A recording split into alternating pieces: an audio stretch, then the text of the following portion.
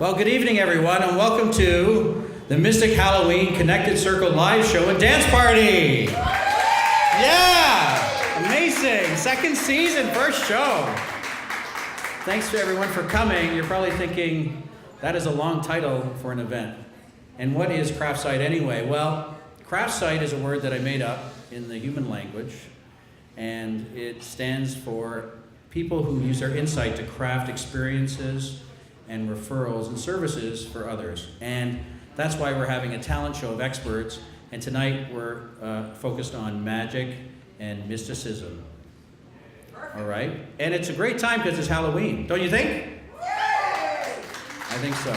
And it's great to see a lot of friends here, and thanks very much everyone for coming. And I really just want to thank a few people, 12 in total actually. First is James Allen, who's going to be speaking. James, thanks for being here.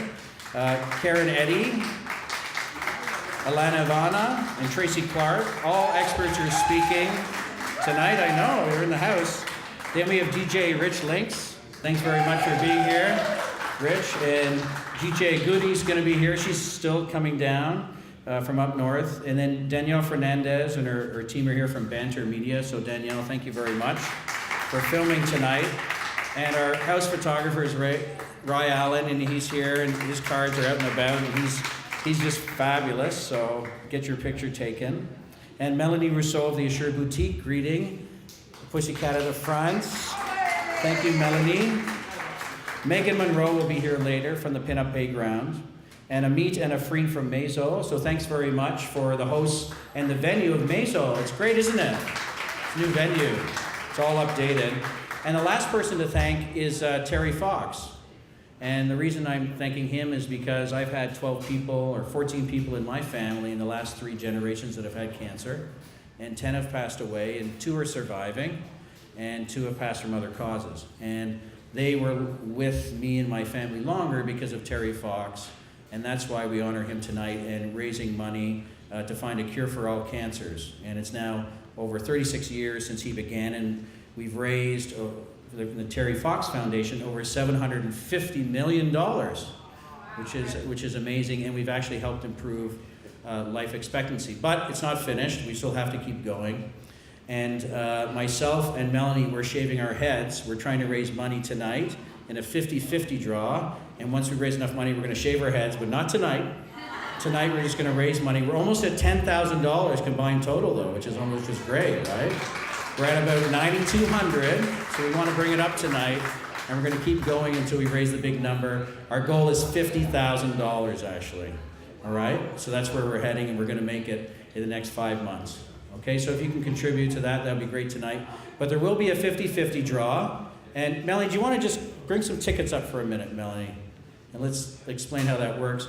And then some of our mystics and magicians tonight have giveaways, and we're going to use the tickets as the giveaway, right? So you need to buy tickets to win the 50-50 draw or win the giveaway readings or other things. All right? Do you want to just come? We'll do the thing. Wow, meow, right? Meow. Okay. So how many tickets do you get for $5? 3 tickets. What does that look like? Only that much. Okay, and what do you get for $20? Wow. No, that's 40. No, that's 20. You're doing that for 20? That's 20. Okay. If you want 2 arms and a kiss, then that's 40. Oh, that's 40. Okay. 2 arms and a kiss is 40. Thanks very much. Thank you. Cheers. So why did I choose this for Halloween, the Mystic Show? Part of the great thing about putting the shows together is talking and trying to find the experts to speak. And not all the experts speak, but I always learn new things about their profession when I call out. And one of the things I learned about mystics and mediums and magicians I spoke to is they're trying to help people with their lives, and they're trying to help people reach their potential, to have fun, but also realize what they're capable of, especially at different times in their life when they're going through certain things. It can be a nice touch point or a nice way to help you move to the next level. So thank you for coming and listening. And I'm going to introduce the first expert, which is why we're here. And then we're going to do appetizers after that in 2 servings, if anyone's hungry. Okay, well, there's also menus down there, and order as much as you like separately from that, and put it on your tab. Now, who is it that is speaking first? Well, it's Mysteries and Lies by magician James Allen. And, you know, he's a lifelong student of wonder and mystery, and also deception. So it's probably good. You just double check you have your wallet still, okay, before he comes up, because he might bring it up with him if you don't have it.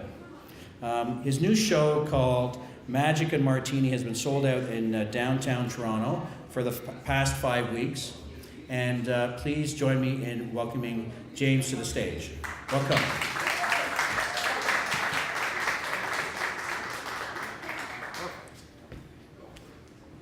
Thank you, Chris. Good evening. Welcome to Mezzo. My name is James Allen, and for those of you that read the description of what this event and what tonight is supposed to be about, it is supposed to be about finding harmony in your life.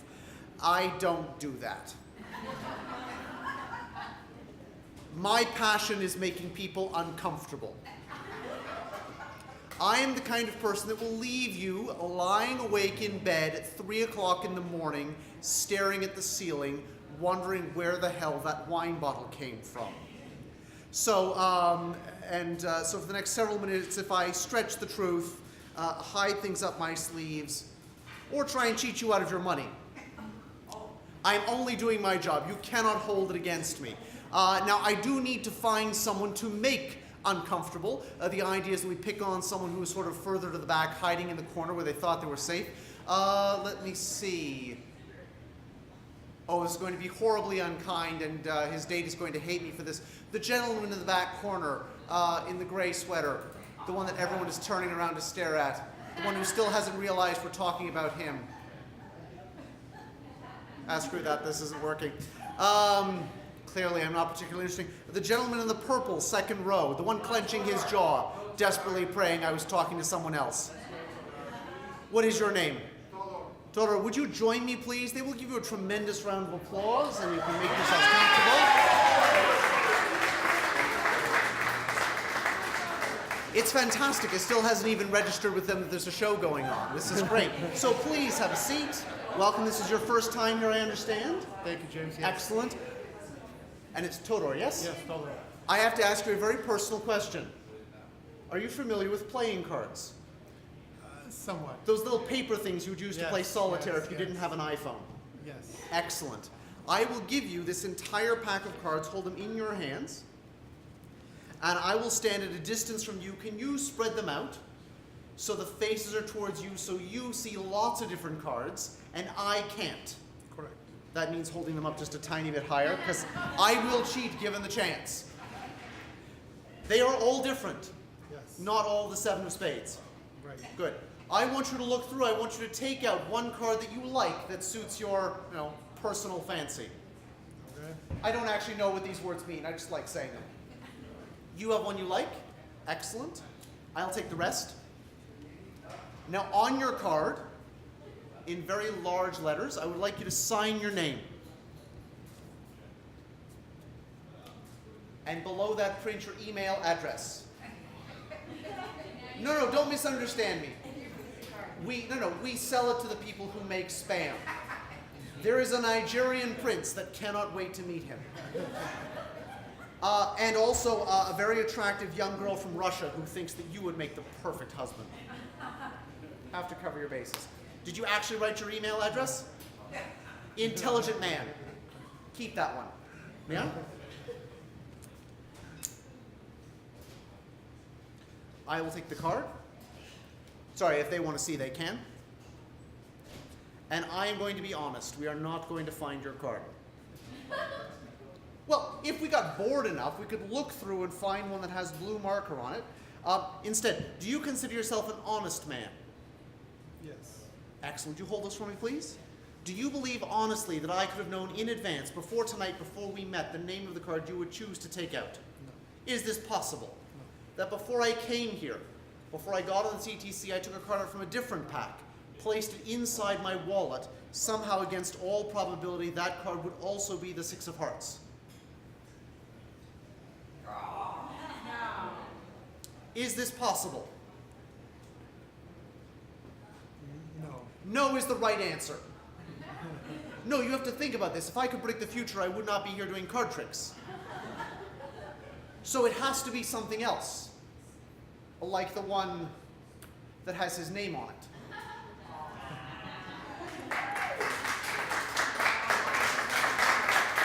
I will take those. Thank you very much. And you keep this just so you remember not to give your email address to weirdos like me. Sort of just to give you an idea of what it is that I do, most people sort of figure that magic is about keeping secrets. And actually it is about the exact opposite. It is about sharing secrets and secret information and what it can do, just not the parts of the secret information that you really want to know. But in the spirit of that, I will share a secret with you. Now, did you come here tonight with someone? Yes. Male, female? Female. Her name is? Natalia. Natalia. Where is Natalia? Right there. Excellent. Thank you very, very much for joining us. I'm going to share a secret with you. This is the secret, would you hold that for me, please, of how to make a woman happy. I sense skepticism. We'll get back to you. Now, Natalia, oh, she's right there, perfect. Now, I have never tested this out myself, so you'll let us know how we do. Secret, it starts with a gift. Oh, she smiled a tiny little bit. We're off to a good start. Don't get excited, it's not a very big gift. It fits inside the glass, but it is the perfect gift for a lady.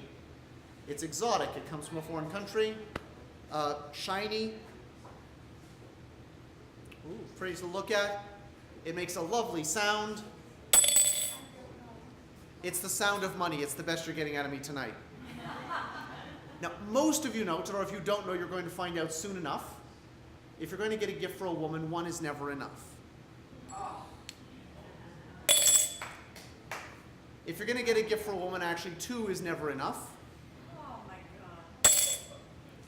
If you see absolutely anything in this magic show you enjoy, do please feel free to applaud. I really am here. This is not TV. I have feelings. But I realize where we are. It is Friday evening after a long week. So if you prefer, you see something you like, just lean back in your chair, nod your head approvingly. Gives the whole thing a nice posh feel. It'd be like we're watching Downton Abbey. Would you hold out your hand? Hold out your hand? Hold out my hand. Yes, thank you very much. There we go. Hold that. You don't get to keep the money, you do get to look at it. They are real. They're American. They're silver. There's something weird about them. They don't stick around for very long. No. You have to think this through. If they clap when money disappears, we know who's picking up the tab. Yes. No. Now, you look sad for just a moment. The money is not gone. Okay. It's just invisible. Have you ever seen an invisible coin before? No. No is the right answer. It's a trick question. They're invisible. Intelligent man. Again, keep that one. But if you take them from where they're hiding, sorry, if you're in the back, just to be clear, I'm not actually holding anything. I'm just a lunatic. Who knows where Chris found me? But if you toss it up in the air somewhere along the journey, it turns real.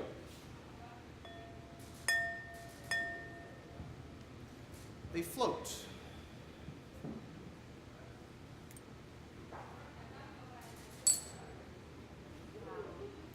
Anyone can do this. So you can do this. Let me explain how this works. You're going to look silly. She's going to laugh. With you, not at you. Grown-ups, that's important. It's actually a lot of fun. So to reach out in the air in front of you, grab an imaginary coin. He is as crazy as I am. This is going to work. You throw it in the air towards me.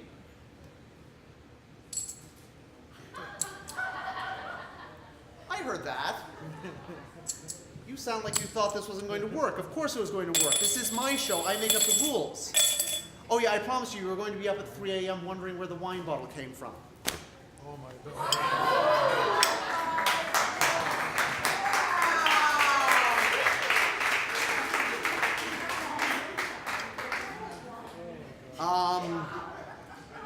Now, you can hold on to this and take it to your table. I will warn you, it is a real bottle. It's a magic bottle. What that means is if you open it, in about 7.5 seconds, Amit appears beside you asking for your credit card.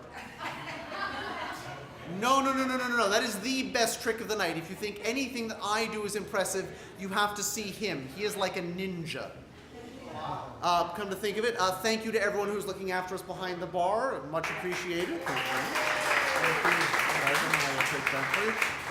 And you can go back to your seat, give him a round of applause. By all means, keep the souvenirs. That is the only thing I know about what I do, is the more you drink, the more it makes sense. And if you have absolutely any questions about how any of this works, how this was accomplished, as soon as we sort of close the formal part of this evening, you go and speak to Toro. He will explain exactly how it all works. Provided you first offer him enough money.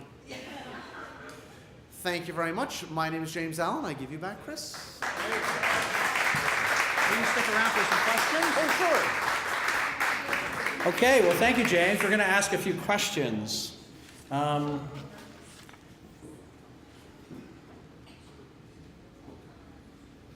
you have any more money, by the way? Yes. Did you want some? No. Okay, so how did you get started into magic, and what was the reason that you continued? The reason I got started was I read an essay in a book called How to Play in Traffic by Teller, who's the non-talking half of Penn and Teller, and he was talking about practicing a particular trick based on sleight of hand at a friend's house in England from like midnight until 4 a.m. every night that he stayed there. And it was a wonderful sort of idea, the notion that this was something you could practice and something you could learn. I discovered, thanks to the internet, because this was before the time that you could Google absolutely everything, that I lived around the corner from a magic shop. There are only 6 of them in the country. That is a little bit hard to do. And I found out very quickly that secrets are addictive. And so there is something really beautiful and elegant about how a piece of magic takes a tiny piece of information that you don't know and leverages it into something which is really quite astonishing, or at least I hope you think it's astonishing. Does that sort of... Mm-hmm. That's good. And when you have you done magic the whole time, or did you move into magic after another career? Before this, I was a martial arts instructor. I decided that wasn't weird enough. And the transition was sort of based on not any kind of plan, but a lot of serendipity and being introduced to mentors and other things like that that were able to sort of start me on a path. Okay. And are magic tricks, are they lies, or are they the appearance of truth in another manner? Oh, I am proud to say that I have the world's only honest profession. I say that I will lie to you, and then I do. And it's true. You'd be surprised the number of things I said up here that were untrue. I won't tell you which ones. You can figure that out for yourself. But it is a safe kind of deception because it allows you, in the context of entertainment, to sort of play around with ideas of what you think is possible and what's not, and thinking critically about things and skepticism. And you can do that in a safe way because there is no chance after the show that I'm going to give you any kind of advice about like who you should be looking for in a mate and what to do with your life savings. So you're playing with this notion of deception and illusion, and what is there is not necessarily what really is, in an entirely safe and playful way. Good. Are there any questions from the audience? Question here. Are you first generation magician? Yes. My parents are accountants. So very close. Any other questions? So my final question would be, Sure. Who are your typical clients? My typical clients are corporations. So particularly this time of year, somebody who wants to celebrate the holiday season, or launch a new product or throw some kind of client appreciation. I do a little bit of work for people in their homes if you're celebrating something serious like a 30th birthday, 25th wedding anniversary, that sort of thing. But mostly it's corporate cocktail parties and after dinner performing. Oh, great. Well, thanks very much, James. My Pleasure. Cheers. And let's have DJ Rich Links take it away. And we'll have some food come out now. Enjoy yourself.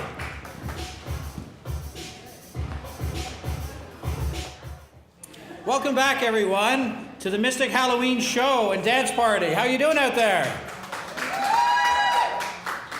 Now, I wanted to bring up someone special, Amit Sukhwani, who is the general manager of Mazo. I just want to introduce him and let him talk a little bit about what he's doing in this space. Come on up, Amit. Welcome. First of all, welcome everyone. I hope you guys are having a good time. This is great. I'm enjoying it more than you guys, so it's fun. I just took over this place like a month back, and we are going to convert this into a full-scale fusion restaurant. What it means, we will serve Canadian food, we will serve Indian food, everyone loves Indian food, and French food. So we would have a lot of options here. Same thing, we would have a lot of vegetarian options. That's very big segment, and a lot of people love vegetarian food. We are going to serve that as well. So please enjoy anything on the menu, and I'm really glad that you guys are here. Thank you so much for coming here. Thank you guys. Thanks a lot. Now, can I just ask you a question? When are you open, and who are your typical clients, and do you take groups like us? Well, we are open 11 a.m. to 10 p.m., 6 days a week, Monday to Saturday. My typical clients are people like you, fun-loving people. They come here, they have fun, that's the most important. I do not like to segment my people. Anyone who wants to have fun, come at Mazo. And we love events. Chris Henry is a very dear friend, so you guys can always think this is your home, away from home. Welcome, guys. Thank you. One last question. I always ask a lot of questions. What does the word Mazo mean? What does it translate to? That's a very interesting question. Well, Mazo, actually my wife named this place. So Mazo in Indian language means fun. That's the reason I only like fun-loving people. So everyone who comes here, the only intention is for everyone to have fun. Thank you so much for coming. Cheers. Thanks. Thank you. Perfect. Thanks a lot. Cheers. Yep. You're welcome. Thank you. Thank you very much for being our partner tonight. It's great to be here. Now, intuitive inspirations. Intuitive inspirations.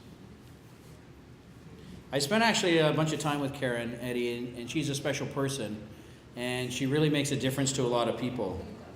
Her company name is Inspired Action, and she's been practicing intuitive arts for over 30 years. She provides guidance through her intuitions. She helps clients gain clarity and perspective in their lives so they can enjoy an inspired life. Through intuitive workshops and private sessions, Karen encourages everyone to be open to the infinite possibilities that surround them. Please join me in welcoming Karen Eddy.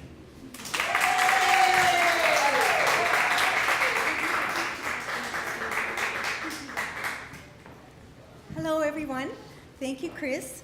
Thank you all for coming. There's no magic up here now, and I'm going to be one of those ones that's thinking about how did that wine bottle get there all night. My first, when I was 14, my mother took me to see a psychic. We went down a back alley into a tea room. It was kind of shabby. And at that time, you couldn't legally pay a psychic to read for you. So you had to buy tea and cookies and sat in this room and waited for the psychic to be available behind this black curtain. So it was an amazing experience. He was so right on with all of his ideas and about me, and I felt so uplifted and I felt so inspired. It was really exciting. And then he said to me, I predict that your future will be doing the same thing that I'm doing. And I thought, ooh. I'm going to be doing something illegal, something that's kind of shameful, something that's in a shabby place like this. Oh, that's not really my career plan. And the reason I wanted to tell you this story was because we all put limiting beliefs on the things we dream about, or we put limiting beliefs on our lives. And I was so focused on the physical experience, I totally forgot the intuitive experience. And it took me a month before it dawned on me, wait a minute, this guy validated my intuitive abilities. And that was something really spectacular for me. And so I started to think, this is what I want to do. And the reason I wanted to do it was I wanted to bring this kind of uplifting, authentic experience to everyone, and to also validate for them that they too have intuitive abilities. And that's the thing that I think is the most magical. But really, there's no magic to it. Wine bottle. Yeah, the wine bottle. Wine bottle. I can't do that. Intuitive abilities are available to everybody. It's our sixth sense. And how do you inspire? How do you access these? You do it by paying attention to the impulses, to the little things that push you, to your gut feelings. But the thing about intuitions is you have to act on them, and you have to act in the moment, because if you don't, the moment's gone. The thing I like about intuitions is it's kind of like a GPS. So for your inner being, it gives you guidance. And no matter how you screw it up, and no matter how you don't listen to it, it still acts like a GPS. It recalculates whenever you're off on a different direction. Some years ago, I was able to, I was invited to do my thing, which is I read cards, I read palms if it's a face-to-face, and crystals and colors and kind of anything that's a tool to get you focused away from what you're here about, and that's to allow intuitions to flow. And I work with corporations as well, because I think it's really important to mainstream the idea of intuitive abilities, instead of like the woo-woo weird stuff. I live with a lot of skeptics. My sister-in-law is here tonight, and she lives with my brother, who is a skeptic, but he's also got me clients, so he might not be, he might just be jiving me. Maybe he can make wine appear. What do you think? Anyways, one of my interesting experiences was I was invited to do my readings at Harbourfront, and I was really stoked for this. I was very excited because it was outdoors. I think it was carnival time, so there was lots of different people from all over in the audience, and I thought, oh, this would be great. I was really stoked. I was so excited, and I had so much energy leading up to the venue that I thought, I'm going to ride my bike down and check out that venue. And this little voice in front of me, in my mind, said, no, don't do that, get off that, but don't go on that bike. But I did anyways. So a couple of days later, I'm at the venue, and I'm sitting there, and I have a sprained knee and crutches beside me. And I'm at my booth, and I'm all ready to read cards for people. And this group of young men go by, and this one young man says to me, what kind of psychic are you? You couldn't even predict that. And he pointed at my crutches. What a stellar moment for me. That was, what was I supposed to say? Well, I did get the intuition, I just didn't act on it. Yeah, right. So this is a prime example of why you should always, always listen to your inner voice. Later that day, a stunningly beautiful young woman came to see me. She was with her girlfriend. And as we were reading her story and bringing it forth, she was about to be married, and she was terrified. And she wasn't terrified, she was terrified, she was sick. She was making herself physically sick because of it. And I said to her, I want to scream at you, don't do this. But she went, well, it's kind of late. I mean, the money, it's too late. I'm letting all these people down. It's kind of too late. So we looked at other avenues that if she left this relationship, what was apparent for her? What was another perspective? And this is why I was really happy I was using cards, because sometimes you can show people, look at these cards that you predict. You pick them, and they're bright yellow and happy and everything. And I'm going, this is the life you could have. And the cards for her were so dark if she stayed with this young man. And as I'm reading for her, it dawned on me, she was engaged to the young man who disrespected my intuitive abilities by pointing out my crutches. Interesting world we have. And I said to her, this is what happened to me when I didn't listen to my inner voice. If you don't listen to yours, what do you think is going to happen? I don't know if we have any time left to ask questions. I could tell you a couple more psychic things, but what I'd like to do is put the question to you. What was the rest of this woman's story? And none of you intuitives can answer, okay? you gotta let the laymen tell me. So what do you think? What do you think was her story? What do you think she did after that? Left him. Left him? Yeah. What do you think? I can't really tell you, because then it would be, code of ethics and privacy and stuff. But I can say if you're hot or cold. So I would say kind of warm, but kind of there's more of a story to fill in.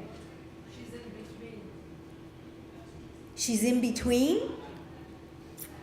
What do you mean? Expand on that. Expand on that. Keep going. Oh, yes, good point. Yes. But her wedding is imminent. It's coming around the corner. So. And she won't do it. Delayed it. She delayed it? Meh.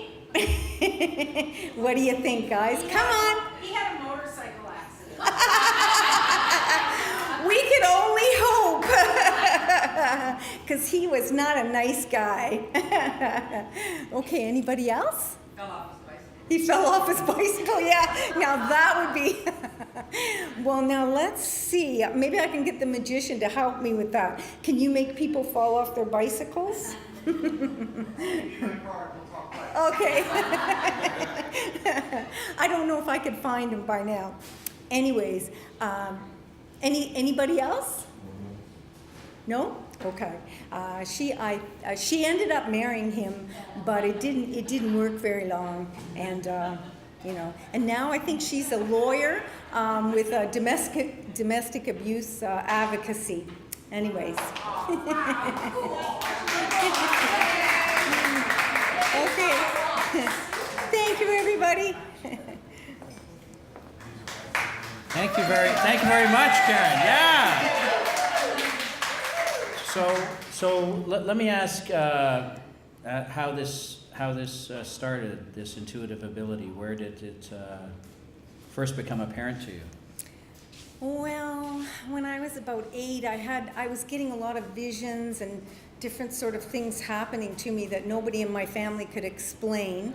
I went to the corner smoke shop. They were called smoke shops then, and there was a book about palms, and so I started reading, and I think after that it just kind of flowed from there.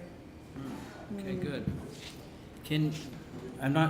I want to ask you, would you share with us a little bit about your mom and how you sort of communicated with her, and maybe a bit of that story? Okay. For a while, I totally shut down my my intuitive business. My mother and I were very connected, but because the rest of my family was very skeptical, and a lot of my friends were, I thought if I moved to Vancouver and put a whole wall of mountains between me and the naysayers, I could do a better job out there and I could start reading. But I find that, you can't pull yourself out of a situation if you haven't cleared the stuff. So I had the same sort of issues there. There was one day I was riding my bike and I saw very clearly a death mask of my mother. And right then and there I decided I'm never reading cards again. I'll make a deal with anybody, with my higher self, with the universe, with anybody, to make that not come true. And when my mother passed, I thought, well, at least I'm going to have this strong connection with her. But she was so free and so gone that I couldn't contact her for a very long time. And I think it was because I was so immersed in grief and the loss of her that I couldn't find her. So once I started to understand that, then she comes in all the time. She taps me on the head when I'm reading for people, and sometimes I sort of speak her language.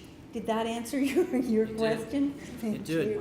So in those times where you're looking to move forward, to become inspired yourself, how do you do that? Do you do that yourself organically, or do you go and speak with someone? What's your method? Well, I usually get my friends to come over and I read cards for them, and for some reason it's like a mirror for me, and I think that's how I do it. But now, tonight, I've had the opportunity of meeting some other intuitives, and I'm kind of excited. Maybe we can exchange services. Mm-hmm. Yeah, okay, great. Let's go to the audience. Who in the audience has a question? Anyone? I do. Go. Karen, this whole approach you've taken, I'm a supporter, I've been a part of it and trained it, but I've seen differences now with younger people. And I mean younger being our kids are 18, that are learning how to cope with things and that sort of thing. How are is that happening? Are the kids coming, do the kids get it? Do they understand it? I mean, everything is so techno, and Yeah. are they understanding that? Well, that's one thing about intuitions, is that it sort of connects us all on a spirit level, on a subconscious level, and I think because we're so media orientated, we're all looking outwards instead of in, and I think, in my personal opinion, I think that's why there's a lot of depression with young people, because nobody's listening to those inner voices. That would be my take. But yes, when the young people come, it seems to work. They seem to get it in a different way, because they're not plugged into the older generation. I have to work for what I want. They're more dreamlike and going, yeah, I can achieve my dreams. They have that ability or that understanding, I think. Did I answer your question? That's good. Next question. Go. Do you think Donald Trump will be our next president? Oh, that's a loaded one. No, I don't, and I stand by that. Next question. I agree. Okay. Karen, you've read my cards many, many times, and I've got to tell you, I am a firm believer in you. And your visions are incredible. So I've always got to thank you from the bottom of my heart. Oh, thank you, So Susie. thank you very much. Thank Karen. you. Thank you. Cheers. Cheers. My last question then is, executives, like business executives, men and women, reach out to you. What are the things that you help them through? Can you share with us anything of that nature? With corporations, it's a little bit different. When I first go in, I usually meet the keynote people, and then we have after we meet and we have a sort of general session. you see how the players fit together. It's almost like you can do a Myers-Briggs test, but intuitively, so you can see where the people aren't resonating with their business mission statement. But first of all, generally, when I'm reading for corporate people, we have to spend a good half an hour clearing out all their personal stuff before we can actually get to the business stuff. And that's kind of the part that I enjoy, because that really, I was going to say that really kind of hooks them, but it does. It gets them inspired, and they want more. And quite truthfully, when you're sitting having a reading, what better thing to have somebody spending an hour talking about you? It's really pretty good. That's good. That's good. So you have, I think, one reading certificate in the 50-50 draw. Yes, I do. So to get tickets for the 50-50 draw, please speak to Melanie. Melanie will come around during the next break. And we're at $90 right now. We had 35 donation already in the ticket sales, which is great. So we're at $125.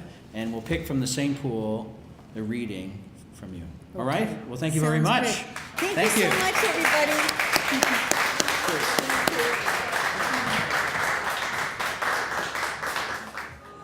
Welcome back everyone to the Mystic Halloween Connect the Circle live show and dance party. Boy, we're really going to get things going. Brought our third expert. Been inspired by the first two. Very intuitive, right? Very intuitive. One of the things we're doing for the first time on the Connect the Circle live show is we're broadcasting live to the internet to 3.2 billion people out there could possibly pick up and watch us right now, which is pretty exciting for the next speaker. I didn't tell her I was going to do that, but there's 3.2 billion people possibly going to be viewing you, and there's no pressure. There's no pressure at all, okay? Yeah, we're broadcasting live, okay? So you can tune in if you go to my page. It'll be on the craftsight page next time. I have to figure out how to do that, but I want to make sure we can do it. It's all good. So, the thing that Alana Vana, intuitive reader, spiritual mentor, and healer is going to talk to us about is identifying your soul purpose. And since a child growing up in Europe, she was telling me she's had these abilities that have been able to help other people.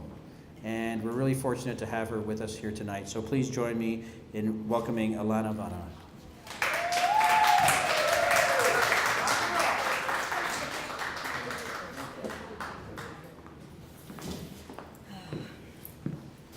Talking about pressure, 3.5 please. Well, hello, beautiful people. Yes, you're all beautiful. I truly believe that. Some people know me here and they know that that's my kind of thing. So, I didn't prepare really because I usually, just go naturally. I talk about myself and what I do, but I don't want to talk too much about myself tonight. I would really more like to spread a few messages and to kind of share some experiences from my work and everything. But first of all, just to break the, kind of momentum, I'm going to kind of continue the way Karen started about the reader reading the tea leaves or whatever. I was in my teens when I started reading the Turkish Coffee Cup. And back in the days, yes, speaking of child abuse, by the way, whole neighborhood parents, you have no idea, for free, of course. I didn't charge them nothing. So I used to do this kind of cup reading, and I would just talk to people and, to adults, right? To my neighbors, my grandma, her friends. They would all come, and ask me to do their cup reading.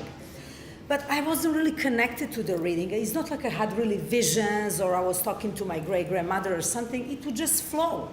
But in reality, I wasn't really connected to whatever I was saying. It would just kind of, like I would channel something, but in my mind, I couldn't really relate to those stuff, although people did relate to whatever I was saying. So long story short, obviously my mother wanted me to be a lawyer or to study psychology, so kind of this wouldn't work very well. Back in Serbia, the only daughter, so kind of, they were always trying to prevent me to do what I wanted to do, They kind of were influencing me, to go with the flow, whatever they had idea of my life supposed to be. So I rebelled. By the way, I'm Sag, if anybody wants to know, and Sagittarius is known to be a rebel. That's why I studied astrology for 20 years to find out what's going on. Anyway. And a good lover, and a good lover, right? Oh, well. You must be a fire sign. It's nice to see. You're so cute. Mwah, big kiss. I love your energy, by the way. So, yes, I was, very rebellious, and, life kind of took twists and turns back in war-affected Serbia. I happened to be a very young mother at very young age. And back in the days, it was very difficult to be a young single mother without a husband. So life started throwing the curveballs all over the place. But I handled it, I managed, I stopped doing whatever I was doing. Actually, that's a very interesting story. About 21 years of age, I swore that I will never do any reading for anybody else. I was like, this is enough. I keep doing this coffee cup and the cards and whatever.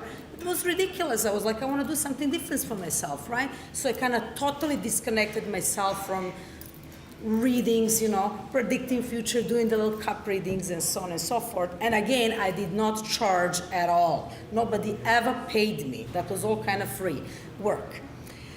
So life took me to different places in the world. I've traveled a lot. So I lived in different countries. I was very blessed. And during those times, the intuition was even stronger than ever before, and all those messages would come and weird situation would happen, serendipities, synchronicities, all kinds of, weird events, deja vus, people used to come out of blue and ask me to help them. And I would wonder, I was like, why are these people coming on to me, where they finding that idea that I can help them? I still wasn't really connected to that. I think deep in my heart, I was searching for some meaning, but I just couldn't connect to it. So there are a few years gone by, and till literally the huge spiritual pressure started happening on me. Everything started falling apart in my whole entire life. In my back then marriage, my life, my career, everything started falling down, literally from hero to zero, hitting the rock bottom. And you know how they say when you hit the rock bottom, you don't have a other way than way up. So this is when I'm talking about this and I just want to cry. I really get emotional because I just feel all these things are, just surround me and pushing me to say what I have to say. I always wanted to really, do something different. Took me in my 20s, my whole entire 20s, to realize how much I really like to help people, but I didn't know how, because back then my mother used to tell me, you see, you didn't finish psychology, who are you going to help? You don't have a degree, you don't have a diploma, what do you need to do? Come on, you read the cups? Please, embarrassment, right?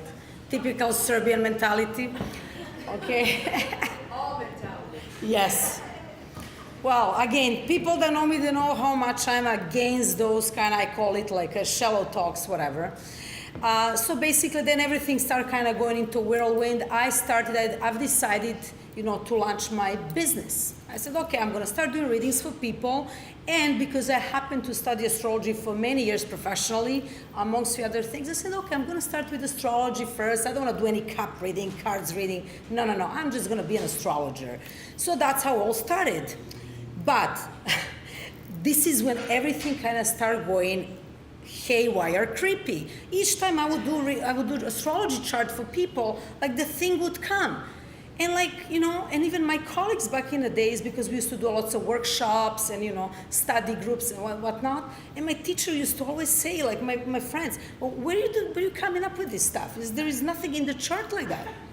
But the people will say, but no, she's right. So one day my teacher says to me, honey, you really have a gift. You don't call yourself astrologer. I said, but I don't have a gift. What gift? I don't care. I can talk to that. Well, I do dream about them. I hear here and there, which, by the way, my son always says to me, Ma, be careful when you say you hear stuff. He says, that's paranoia, schizophrenia, with respect to anybody that, it's a serious situation. But anyway, So basically, I kind of start channeling through these charts, and then I said, okay, I'm going to start doing some tarot cards, which, by the way, that's the biggest secret ever. I do not know to read the tarot cards. If I'm under the gunpoint and you pull the one tarot, I have no idea what they mean. But I've been reading them for many years, and I swear in my life that that's true. So go figure. But anyway, long story short, what I wanted to make a point here, just a little story about me, but I don't want to make much about me anymore. People that they come to see me. What enticed me to pursue all this, and why I'm telling you this story, because when I finally start blooming and blossoming and opening my arms and like, okay, I really want to help people, I said, God, that's my intention. I want to help others. Then these others start coming up. God said, okay, you got it. Army of people start coming. And they all had the very similar problems. They were either stuck, they hit the rock bottom, but they're very powerful in whatever they were, whether they're intuitive, whether they're, gifted in whatever craft they were doing. But similar type of people came to see me. Very powerful people, like with the great abilities, great knowledge, old souls, but stuck. They were asking me for help. So it was like, it's clearly a message of some sort. Because yes, if you see, many people know me and they're all like, really like a powerhouse, I have to say. So I kind of my guidance kind of became really focusing on empowerment. And you know what? When I studied the NLP, because I'm Sag, of course, I have to study. I studied everything, just because I like to spend money on knowledge, because I didn't finish university, of course.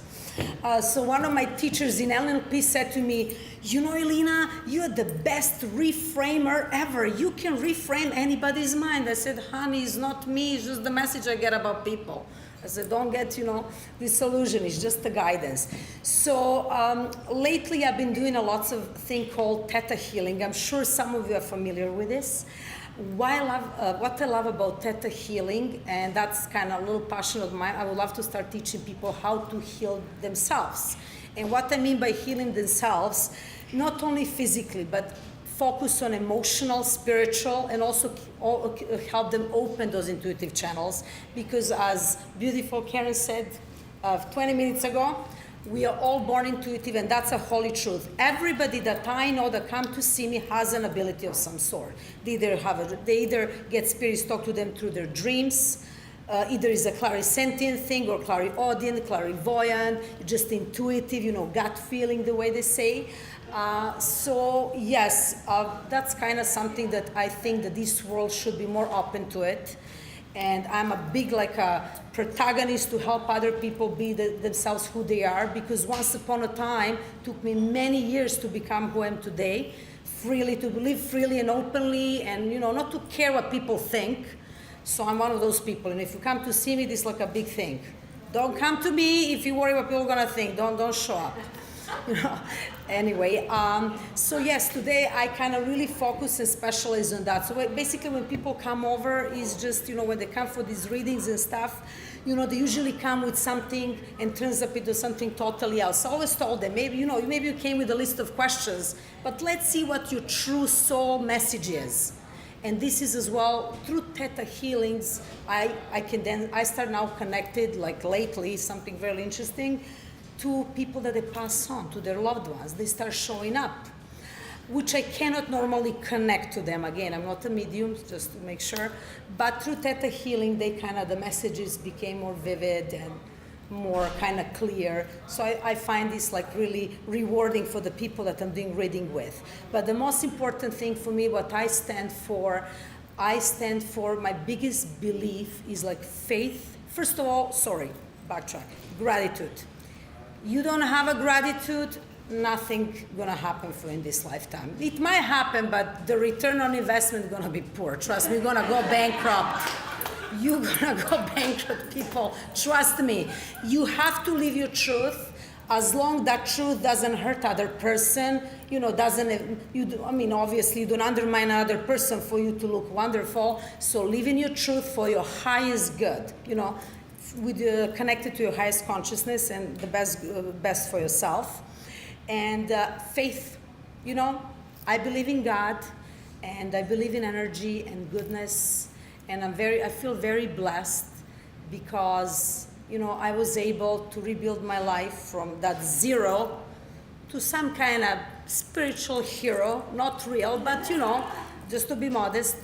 But and today I'm very grateful that all those people that I meet, they get some really good messages, you know. So live in your truth, live in your true soul purpose. When I finally embraced that, my gifts really open. So going back to the beginning of the story, when I said I used to do readings, but I wasn't connected to them, I'm being very serious. I really wasn't. I used to say stuff and I have no clue what I'm saying, you know. People say, oh, that's true. And I was like, what the hell is this, right?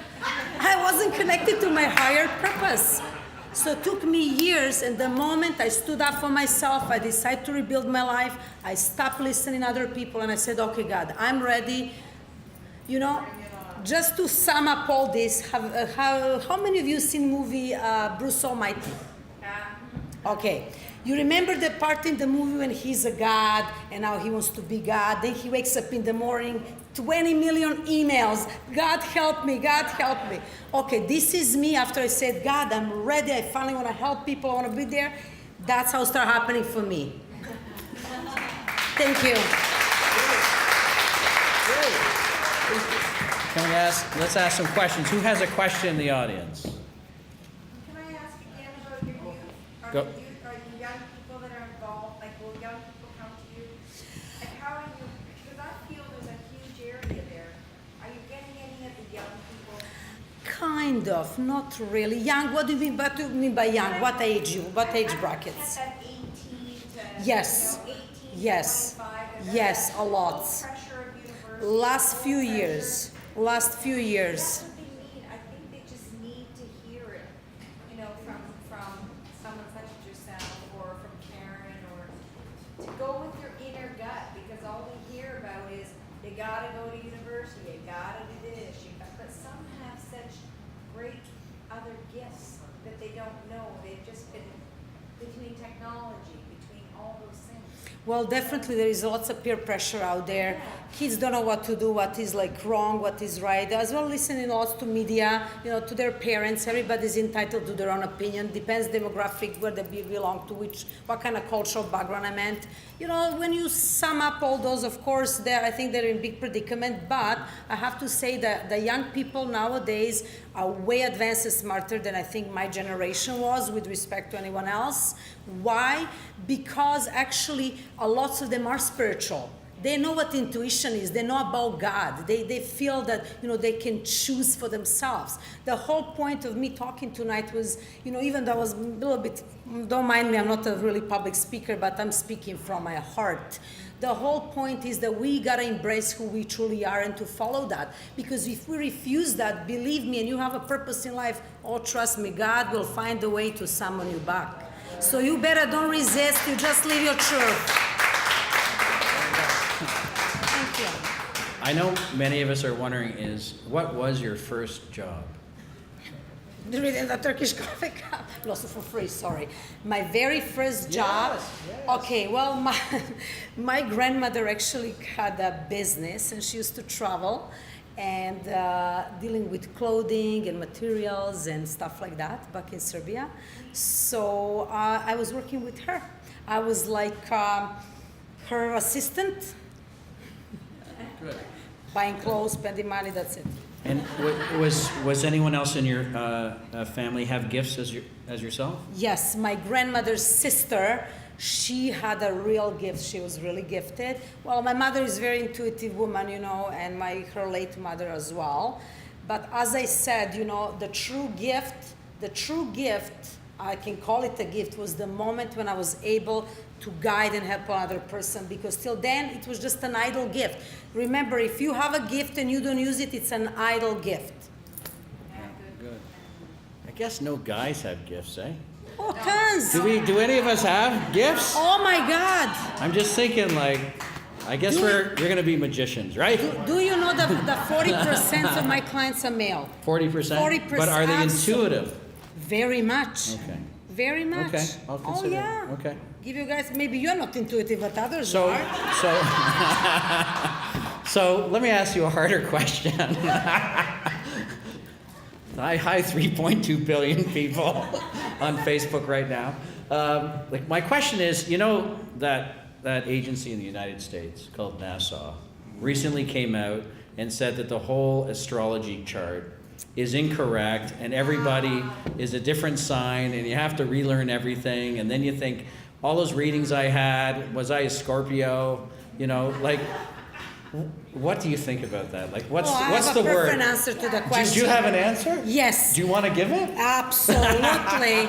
So, I'm sorry, my fellow astrologers, if some of them do agree. I disagree, because anyone that knows anything, which I'm surprised this comes from NASA, if this came from Joe Bro that has a coffee stand on the corner, I can understand, but coming from NASA is really ridiculous, because everybody that knows anything about astrology is one of the oldest science planetary observation in the world, and took people over 4,000 years of observation, monitoring. So we lived for 4,000 years using a perfect system, and now all of a sudden we need to change that because there is a possibility of meteor interfering in the solar system.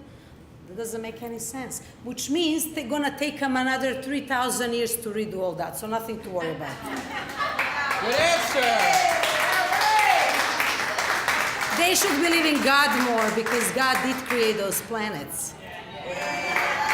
Wow. Okay. Next question. Who's got the next question? I think we'll have more appetizers come out, and we'll take a break, and we'll go back to DJ Rich Links. And thank you very much. Thank you. Cheers. He's taking a picture. Oh, for sure. Got it? Thank you, thank you. Okay, welcome back to the Mystic Halloween Connect a Circle live show and dance party. Woo! Wow, 3 fabulous speakers, 1 to go, and then some dancing. Friday night dancing. We see what happened last season. We were on Monday nights, and now we upgraded to Friday nights. Thanks to CBS and NBC for moving those other shows out of the way. Okay, so we have 3.2 billion viewers. We actually have 2 viewers logged in. Hi to Adam and hi to Violet. Thanks for viewing on the Facebook channel. Love it. Okay, so finding harmony in all areas of your life with Tracy Clark, Body Regeneration Specialist.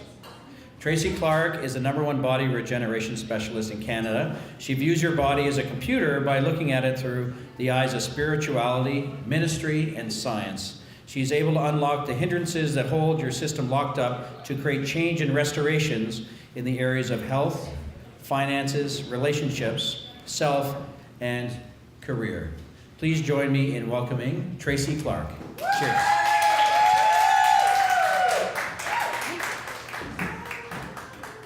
Thank you. Wow, what a great evening to be in such great company. So this is an absolutely wonderful venue. You know, we're this great creator of our world, and we manifest, you hear that word a lot, but I was this amazing creator of pain, suffering, illness, and disease. So I started my life coming into this wonderful world. I spent the first couple of years of my life in the hospital. My legs and hips were not attached. My stomach valve was sealed shut. I have a hole in my chest, and my nerve system was so fried, I spent the next 32 years walking around like this. My kids used to say, "Mom, you look like a Pez doll." And I'm like, I don't want to be a Pez doll. But that's how I started out. And it was sort of that time when I was getting ready to check out that some doctor miraculously shows up, and he says, "I think I know what's wrong with this child." It's a small town, northern Saskatchewan, Flin Flon, like who knows a Flin Flon? And a little kitchen table, here we are. And he said, "I think I know what's wrong with her." And so he was able to unlock the stomach valve. So I was able to continue to go and eat and keep going. But my whole life for that next part was it was trauma, it was abuse, it was pain, it was suffering. I was the youngest kid in Canada diagnosed with an ulcer at that time, which was, I was 5. And I remember still looking at the x-ray, and he's like, "Look, there's an ulcer." And they're like, "How? She's 5, what's going on here?" And I lived on a mask because my asthma was so bad. I was kidnapped at 7, which in Canada we don't hear that much, right? So this was I was great. I was an absolute great creator, and I had a few near-death experiences. And I remember when I was 7 and I was allergic to everything. Everything, and they tell you all those little pricks on the back, and You can't go outside, you can't eat anything, you're not supposed to do anything. And back then, that was a long time ago, allergies weren't what they are now. And my parents, they did the best they could, but they were a little bit, let's just say we raised myself since I was 2. So, you know, I love them dearly now. But anyways, what happened was I was sitting there and they decided to give me a little bit of a small dose of medicine. My body can't take medicine to this day. And I crash carted. So next thing we know, mom's out of the room, they had to crash cart me back. And I remember waking up going, really? Really? I remember as a little kid going, can I go back? Can I not be here? And this was life for like the next 32 years. So I had seen a lot of neurologists, especially you can imagine I wanted to rip my head off. Like the pressure became so great and I was doing this and I'm like, oh my gosh. And anytime stress happened, it became very, very, very, very intense. And when I left a very, very, very toxic marriage with my 2 little kids in tow, I was the sole provider of them. And I was like, what am I going to do? The doctors were great. I had a lot of great people. And they said, Trace, there's nothing more we can do for you. You're going to live like this.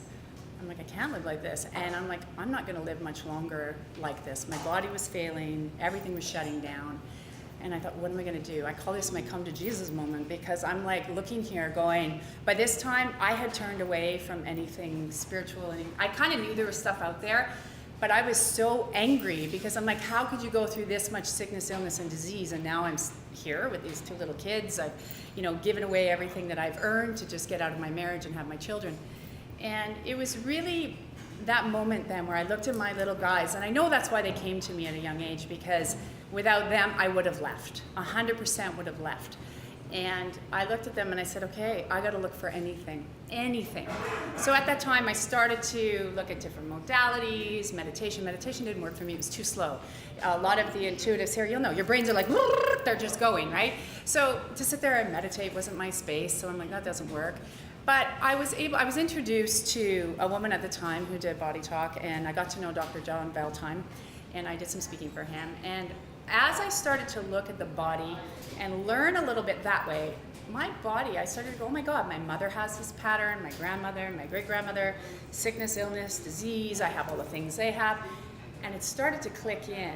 And as I started to repattern the system, because one thing I noticed is when I was 19 and I was on all this medicine, I said, I don't want this medicine anymore because I don't feel good.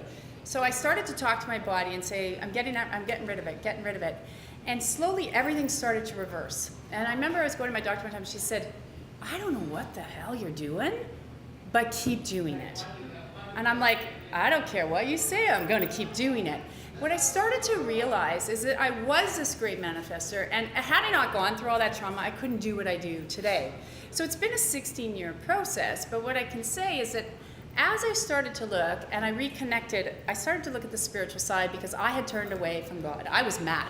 I'm like, there is nothing out here because there's no way. I always love that people are like, I'm spiritual, but I'm not religious, or I'm not in ministry, or I'm science-based, I don't want to know anything about spirituality, or I don't want to know anything about ministry. So what happened was I got fascinated, and I was able to, Spirit moved me to some amazing people to understand the science behind what the body was doing, why the body was doing what it's doing. And I started looking, I'm like, wow, my body's like a computer. If there's something I don't like, or there's something that's stuck, and if anybody who knows me, I don't like slow. Who likes slow, right? I don't want to look at every nook and cranny in my time field. That's not what I do. I'm like, where is it? Let's get rid of the time field. Let's delete it out of the system and override it. So what I started to realize through studying with science and meeting some amazing scientists around the world that are very much in this area, and faith healing and ministering, is all of a sudden like, wow, you can tell the body what to do, and the legs are growing, and the arms are growing, and the move, like, you know, the hearts are moving. And what I started to realize when I was in corporate for 20 years, I was having so much fun learning and playing with people's bodies, and they're like, oh my gosh, Tracy, like my thyroid problem's better, or that relationship you told me about. And just like everyone was saying this evening, you start to channel through this information. And they're like, well, how do you know that? I'm like, I don't know, I just know, it just comes, right? So you just start to move it through. But what I started to realize is I started to speak to the body, and you could look at it like this computer where you can reset the computer. So just like your cell phones, just like your computers that you have at home, What happens? You get cache in it. You have too many files and it's slow. So as you delete the cache, you're deleting all that memory that's sitting in the body of whether it's trauma, whether it's relationship issues, whether it's financial issues, whether it's going through the ancestral line. So you start to delete it all out and you can override it with a whole new program. So things can start to transition in the way that you want them. And again, you want to do it quick. Everybody says to me, how many of you love getting a new cell phone? It feels really good, right, when you get a new cell phone. It's not because you have new technology. It's because that cell phone's clean. There's nothing in that cell phone. No angry text messages from toxic people and the friends you told to take a hike. There's nothing from your boss going, get here, you didn't do this right. All of that gets wiped out. But usually when you get a new cell phone, what do? You clean out all the old contacts. You clean out all the old emails. Well, when you do this with your body, because people kill people all the time, toxic relationships, that's a big thing. And people say, oh, I don't want to hurt their feelings, so I'm going to keep them. And I'm like, I said this the other day. I had somebody, an older couple, even my grandfather did it. I'm like, well, he killed grandma because he was so mean to her all the time. And then when she died, he said, I killed your grandmother. And he's like, wow, we had this epiphany. And we're like, yeah, you did. So your words become powerful. Your words are like curses, or they inspire. So you start to realize your body is 70% water. At least it's taking in every little bit of information. And when you start to realize this and you start to press into that intention, into that God energy, once you've actually started to ask for something, it starts to show up instantly. And then what happens is all that sickness, illness, and disease starts to actually delete out. And what became really cool is after 20 years of corporate buying, selling companies, and it was just crazy. I felt like I was with a whole bunch of snakes in suits. And no different than we heard this evening, I wasn't doing my full calling. So guess what happens? God will kick you out of something if you have to go get to your own calling. So the way this all transpired, and I was like, oh my gosh, I don't want to do this. I don't want to have another public life. I had a public life. It was crazy. And so all of a sudden I went back. I said, I'm doing this. I have to do this with everything I have. And so I just said, okay, I'm going to go. And the people showed up. And they showed up. And they were like, and I didn't originally go to say, okay, let's look at your physical space, because I get a lot of people that ask about physical issues and how they're mostly tied into your emotional issues, things you've gone through. And it just started to transpire. And I work with people all over the world. And the stories, they come back, because what you start to learn is if you have an alignment that's out of alignment, so say you're looking for a job. I had a fellow in the medical profession recently that was looking for a job. And he said, I can't get this one. I want this one position. They won't look at me. And I said, well, we can just clean out what happens there. Let's align you. He got out of my office, and an hour later, I got a message. Guess what? I just got a call saying, we decided to actually give you a chance to come in here. And I hear these stories all the time, because when you start to look at your computer, when we go through the generations, what happens is, if you look at a computer now, they run a lot faster, right, than before. If we look when I went to high school, we didn't have computers. So, so all of a sudden, if you remember the first computer and you were all like, who the hell's gonna work on that? Who's gonna touch on that, right? Maybe you go find a computer lab in university and there's 2 people in there and you're like, yeah, nerds, it's probably Bill Gates now or somebody, right? And you're like, yeah, not gonna happen. But your system's the same way. So what happens is we get stuck. I always say my definition of faith is trust and believe that there's a lot more out there guiding us, right, than us. And the system gets stuck. So if you're not upgrading the system, you're running on typewriter mode, and now somebody's trying to give you a USB stick. There's nowhere to put it in the typewriter. So a lot of times what happens with the generations, we're not upgrading the system. And as soon as you upgrade the system, the things that people are asking for, and that's why the law of attraction gets stuck for them, because they're running in typewriter mode and asking for something that's in Apple 25. I know we've had some people tonight ask about children. I see a ton of kids. And you know what, of all ages, like from people that are starting to get pregnant who get pregnant, to my oldest client was 87, corporations, everybody in between. And what you start to notice is when you upgrade their system and they can start to say, wait, I'm pressing into this, I'm asking to create this, and because their system is running very quickly, it can attract a lot faster than what most people think. So that's why I started to look, I'm like, wow. So it's fun. You go to work and it's just like deleting things all day long, because you start to see where that seed was planted. So a lot of times the body will hold on to seeds And if that seed is watered, so if it's a negative experience, it turns into a root. And then if they really start to believe it and hold on to it, it's now a tree. But people think you have to look at that root, that seed, that tree every minute. Whereas when you look at it like your computer and you want to delete a file, what do? You hit delete.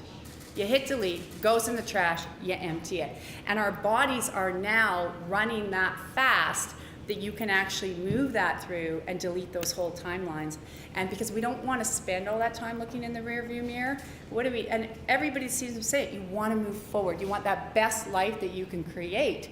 So when your system is upgraded fully, then you actually get to live that life. So what I love, and the reason I went, why God, why am I going through all this hell and all this pain? And I've got these two little kids, they're now 22 and 19, one sees and one hears. So I had to work with them. They were great teachers. And you know what? I couldn't do what I did today without all that pain. So I do say to people, yeah, we all have gifts. They're all different for everybody. But when you start to actually tune into those gifts, that's when all these miracles start to unfold, because miracles are a natural state of our life. But we've been deprogrammed out of where our natural state is, so we reprogram you so you can actually start to live the life you're meant to live, not the expectations and the outcomes that everybody's placed on you. Because all those belief patterns become seeds, roots, and then they become trees. So it's that whole space. So now it's blessing to be able to work with people around the world to see that. And it's great, you know, when someone calls you and they tell you, you know, my thyroid is normal, or I got that job that I was looking for. And it was so funny, I had a behavioral therapist last week, and she said to me, when you work, you're always like, good job. And she goes, you know what? This is the best, easiest work I've ever had to do. I just sit there and you go say, good job, because I'm talking to their system. So you start to realize the whole system is always communicating to every environment you're in, whether it's your work, your home, your friends, you're in constant communication, even if you're not speaking. So this is one of those things that when you start to realize that, you're very careful what comes out of your mouth. You're very careful where you go. And you start to realize that you are in total charge and you can create that outcome and change it almost instantly. So that's why I do what I do. And I am so blessed, and I know we heard this earlier, but if you anchor into that faith and trust and believe there's something bigger out there than you, and you start to look that you can delete instantly almost everything. I teach people all over the world to do this. It's really amazing because your whole life starts to change. And so computer's an easy way to look at it because we all live in technology, right? That's all there. Everybody's got their cell phone. So I encourage you to just start there and start looking at it and asking your body just to remove anything that's not needed to be there anymore. Awesome. Yeah.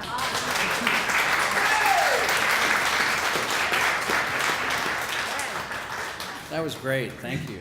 Thank you. Questions? Wow. Questions? I have a testimonial for her. What's the testimonial? So, when I first met Tracy, I Did you want to come up here? Oh, come on. All right, Julie, you can. Come on up. Pressure. I'll go this way. When I first met Tracy, I had been through a lot of stuff. You want to stand just here? Oh, she's really tall too, right? It's all about perspective. I know. Go ahead. Anyways, when I first met Tracy, I was going through a lot of issues. In fact, I had gone through so many issues that I was 20 years not able to move my neck. I live with pain medication every day. I had many different ailments. The first time I went to see Tracy, she put her hand on my forehead, one finger on my C1, pushed my head all the way back, and I've had full range of movement and never had neck pain since. One contact with Tracy. One contact. Wow. When my mom was suffering from cancer and she'd had a surgery and she ended up in the hospital again, her bowel was so swollen that they couldn't figure out what was going on. They couldn't do any x-rays, nothing. She just sat in the hospital for like a week. I finally called Tracy because Tracy does creative miracles as well. And I said, what's going on with my mom? I don't know what's happening. We don't want her to have a surgery. She's really upset about that. Tracy says, don't worry about it. She has a 3 to 4 foot section of her small intestine bowel twisted like a garden hose. It will unkink and she won't have to have surgery. Just relax, just keep her in a good mood. She's all good. So 2 weeks after that, the doctors could finally do their tests and see what happened. And sure enough, they came in and verbatim, my husband's sitting there, he'll tell you, verbatim, they said she has a 3 to 4 foot section of her small intestine, twisted like a garden hose, and it will unkink, relax, and she won't have to have surgery. And she walked out of that hospital, no surgery. She's changed my life and the life of my husband. And I owe her. She's amazing. She's amazing. She's amazing. Thanks. This is why we do what we do every day for everyone in the room, is to create change in everyone's lives you touch. Agree. Is there a question? Go ahead. Yes, I have a son with like severe eczema and food allergy. Can you help him with that? Yeah, eczema and food allergies actually come from one, toxic bacteria within the system that has to be removed and deleted, and then it also comes from smothering. My daughter had, and then there's smothering from other people and old suppressed anger. My daughter had eczema so bad on her hand she would bleed, and it came from anger actually, where I was looking at it when I was learning, and I'm like, oh, I see what's going on here. It was anger from her father, who was extremely, extremely angry. And when we actually unplugged her from it, she's never had an issue since. Psoriasis, psoriasis and eczema, they're very tied into anger. Sometimes too, people will be like, well, I'm not angry, but then when you start to actually go through the system, you realize where it's really buried, and it can be old relationships and can be tied to people that are very close to you. Normally eczema is it's close to you. Yeah, I've actually a client who has psoriasis, and I said, you actually need to leave your wife, because their relationship wasn't working. But they're too stubborn, they don't want to leave. So I said, let's do a test. Is your wife going to be gone for a couple of weeks? And he said, yeah. Guess what? The psoriasis went right down. But as soon as she came home, right back. Both great people, just the relationships come to an end. Yeah. Yes, question. Yes. Clearly, after you have a divine gift, this is given fact, but Thank you, would God. mind sharing with us, just elaborate some more, what kind of healing modality you also use on people? I don't use a specific healing modality. I just follow the energy and go with what I'm told to do, what I see or what I hear. It's completely And self-thought. yeah, well, yeah, I had studied a lot in terms of different sciences. I looked at different modalities. What I teach people, though, is how to take all the information that they've learned, how to use it with their own intuition, using a combination of a little bit of extra tools that I have picked up on that they can actually start to integrate. Because here's the thing, if you really get stuck on modalities, I find people get stuck in, I gotta do this step, I gotta do this step, right? Rather than just following it and going, okay, I'm gonna move it out. So when they start to learn that, they're like, oh my gosh, I can flip from this modality to this modality to this, and then all of a sudden they just integrate it really quick, and then it becomes instant. So let, Use your connection, that's it. Yeah. You use that, you're good to go. so that's a great question. Let's dig into Yeah. the three sort of pillars that you've found, which is spirituality, Yes. ministry, and science. Yes. What do each of those mean? Could you sort of describe each of those? Sure. And that'll give us a better idea, zone in on I always use an thinking. example. Okay. So people talk about God and the Christ. So a lot of times when you're obviously in ministry, they talk a lot about God and they talk a lot about Jesus, the Christ. And there's a lot of faith healing, and it's awesome. It's great. You're connected in it. It's awesome. When you actually go into science, they start to look at more things like light codes.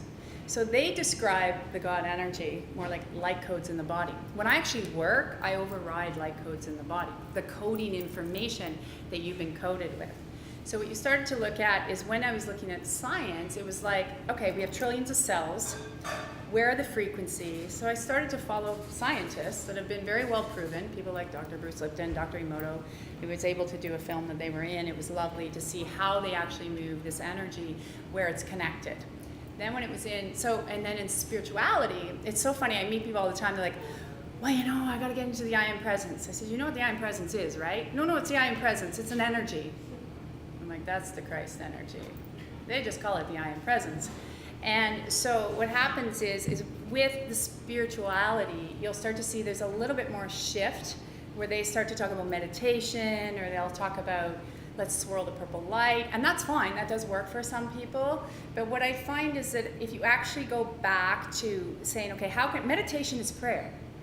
But a lot of people, that's their version of prayer. It's just a different way of speaking it, of saying it.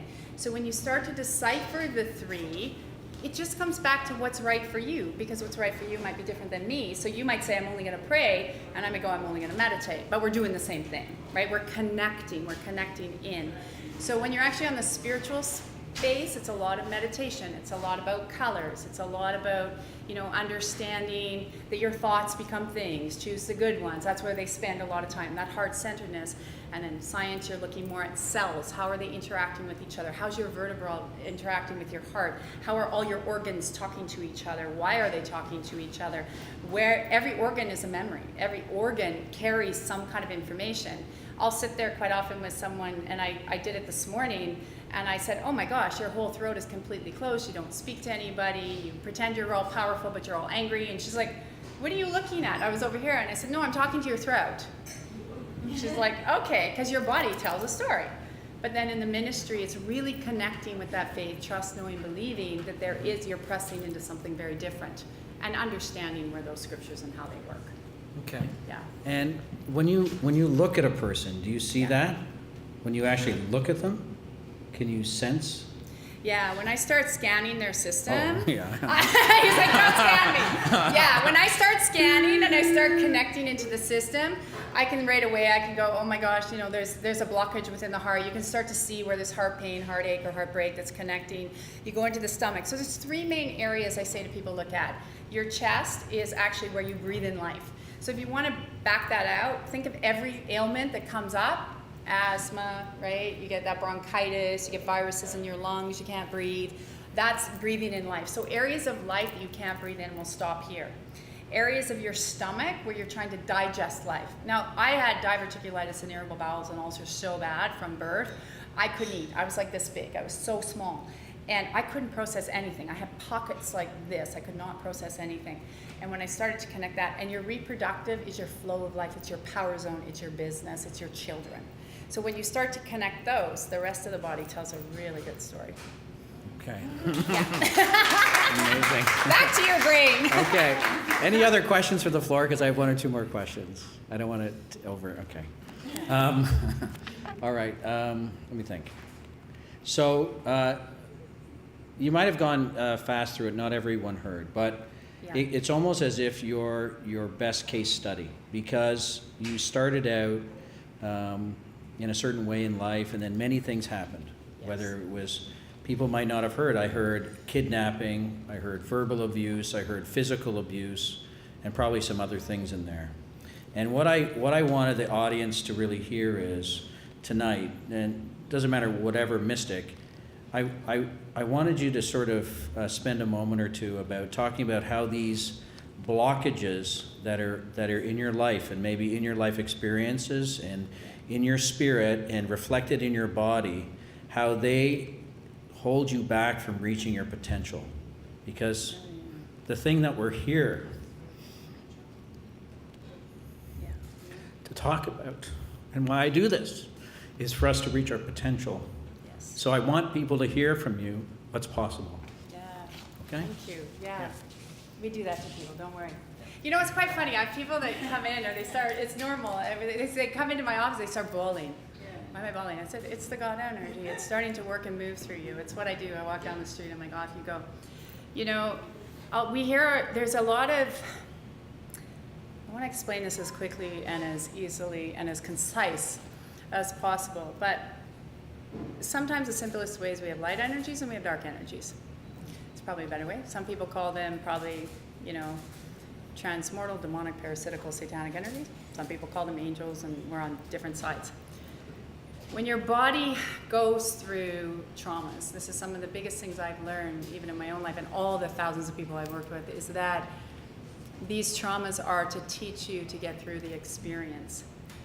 But unless you're willing to dig deep and do that work, like I had to do the work. I had to look at my life and say, I can't live like this.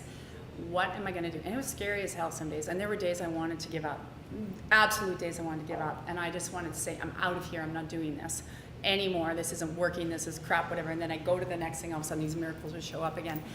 And even though I kept having all this proof. And what happens when you have abuse patterns, when you have addiction patterns, they come from somewhere and they sit there. And sometimes it is a one-time. I've had people where they come in and one time it's done. Sometimes it's a little bit of a process. And what happens is it's like a cord, and it's going to keep you in that quicksand. But when you start to dig deep, and that inner power and that restoration and regeneration is put back into your system, you get that strength that comes up to get you to do that one baby step. And I say to people, if you take the one baby step, once you've aligned it, what happens is the cords start to go like this, and they start to actually disconnect from you. But with that process, what happens is now you got to make choices. So there's something God gives you is free will and choice all the time.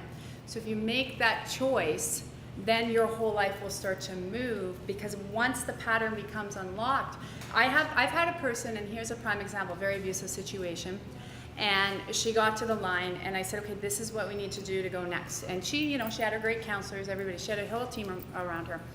And she said, I said, if you do these things, everything will change. And she couldn't let go of that one partner. She had her reasons, excuse. And then she kind of went away, and then about 6 months later, she called me and she said, you know what, Trace, I did what you said and my whole life changed. And I said, because the pattern was starting to unlock, and when you start to see where those patterns are, they can be generation. I came from a generation of women that chose abuse after abuse after abuse after abuse, you know, like traumas and rapes, and that was our pattern. So it was already in my DNA, it was in my genetic coding. So when I actually started to say no more, and this is what I teach to people, to unlock where it is, then you take that one step, you tell them what to do. And it's a courageous space, but there's two things I always remind people. Pain, we have to walk through to get to the other side. When you've got this kind of stuff going inside you, you're gonna have to walk through some pain. What I learned after 32 years of suffering, that was my choice.